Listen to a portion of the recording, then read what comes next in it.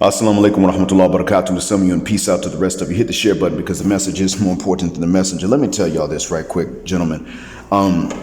Honestly, from the bottom of my black heart and from the depths of my black mind, hit the share button. And this time, do hit the Cash App. I'm not asking one of you to send a lot. I'm asking most of you to send a little. As I've stated before, trying to start a business, and none of this is anything that's your responsibility. It's just a request from me. But I won't front because of the way that the job situation is shaping out. And I do count my blessings that I have a job at a time when others don't. Yeah, it's easy for me to record some of what I've uploaded recently. I look at people and I say, you know what? I thank Allah for what I don't have to go through, that some of them do have to go through. But even then, the way things are going, it looks like I'm being steadily pushed towards exactly those things for which I was previously grateful that I have been spared. Or for which I am even up until now grateful for having been spared. My company has jerked me around.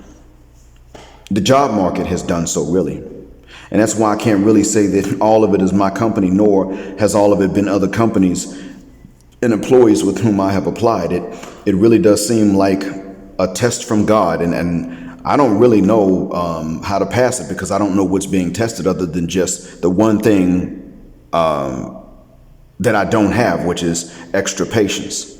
I have enough, but I don't have anything extra.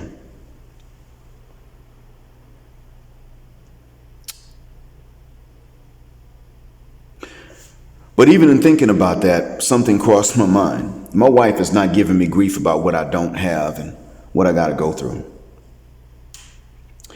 And she's even thanked me because she doesn't have to worry about her own finances, largely because she's worked and she's saved since we've gotten married. Now, Islamically, she is not required to come to my aid and bail me out of anything. She still made an offer, and I did not take her up on it. And I started thinking about one of the things I've been spared, two of the things I've been spared. Now, recently, I've been spared bad marriages. From 2015 up till now. And I thank Allah for that. And then I thought back and realized, I've had a really, really good mom too. Now, I've always known this, but I started to think, well, I'm fairly lucky in that I've had a good mom, good daughters, and two good wives. And I thought about what a lot of you gentlemen have had to deal with. We've had to deal with the same things when it comes to the regular run-of-the-mill sisters to whom we're not related. But you gentlemen, by far, collectively speaking, you have had it far worse coming from the women to whom you are related than I've had it. My mom's been good. She ain't always been right, but she's been good. She's meant well. You guys have dealt with moms of all qualities, but too many of you have had to deal with moms that are either just okay or back and forth or just bad. Not enough of you have had the experience of having a good and well-meaning mom consistently like what I had. I cannot sit up here and tell you, gentlemen, that I support you 100% because I'm not the professional in that. I'm in your corner, but I can't sit up and say that I support you 100% because I'm not your trainer in how to beat this thing in the ring. That's not my field of expertise. I'm in your corner. I'm a fan.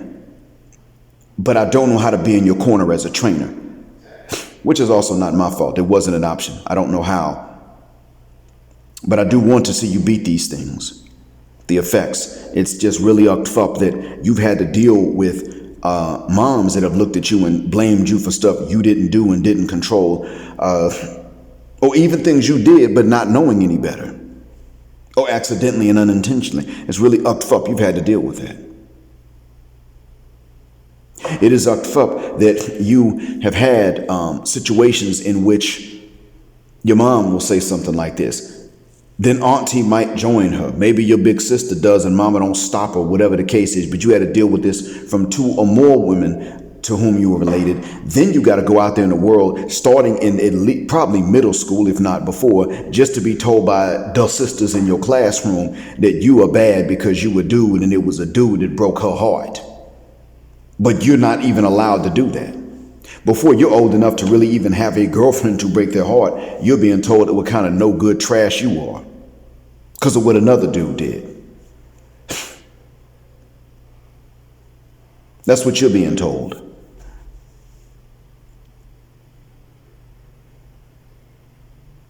So you've had to face it from the outside and from the inside. I can honestly say that when I went home, I didn't have to deal with that inside the walls of my house.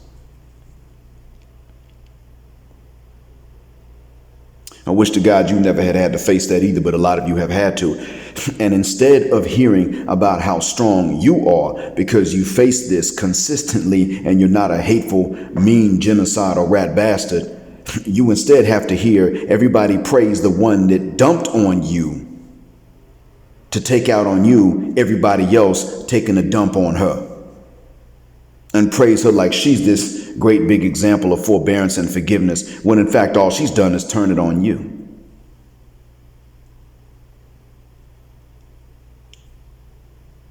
And that's what's happened. She mad because the Italian guy didn't want her. She mad because the only man that wanted her was the one she didn't want to be. She didn't want to be his woman, meaning us. She didn't want to be from our race. So she's mad because the only man that's really liked her on a racial basis has been us. And that's racial. That is. We're the only men consistently attracted to sisters as a whole, collectively. Nobody else. And I mean that on a racial basis. The man from Africa does not look at African American women and say her phenotype is ugly. That's not what's going on. And vice versa. But she's looking and saying that doesn't mean anything because he's the lowest man on the totem pole, failing to realize that there are men who have had it worse than us, and those men still don't want no sister. Whether they hate us or don't hate us at all. They fail to realize that. Anyway, that being said, let me also point out how this being part two of not just because, but I mean, not just even though, but rather because. Don't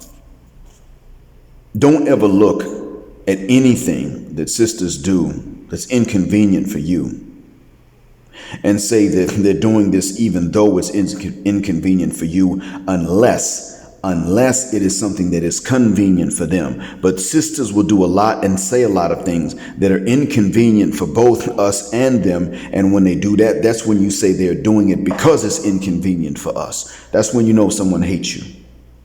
They will sacrifice to harm you. And if they're willing to take harm to make sure that you are also harmed, that's real hatred.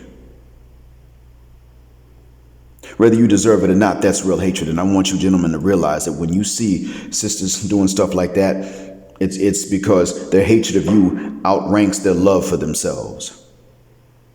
So if you are married, or if you are not married and you're just in a relationship and she doesn't really believe in waiting until marriage, and she's not screwing you, she's doing it because she values telling you no more than she values sex itself.